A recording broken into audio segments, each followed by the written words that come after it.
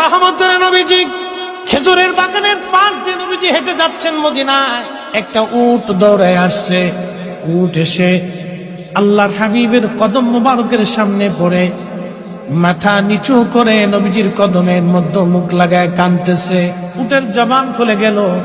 উট কাঁদে আর বলে, ইয়া রাসূলুল্লাহ, ইয়া হাবিবাল্লাহ, নবী গো, আপনার কদমে আমার আরজি। উট কি জন্য তুমি কাঁদো?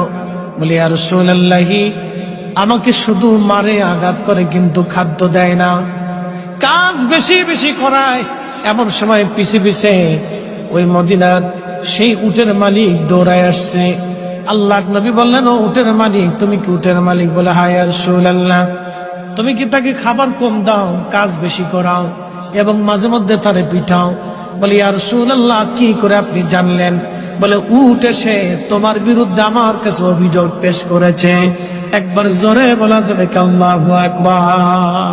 বিশ্ববিখ্যাত আল্লাহর একজন ওলি ছিলেন, তার নাম হযরত মালিক ইবনে দিনার আল ইরাকি আল বসরি রাহমাতুল্লাহ আলাইহি।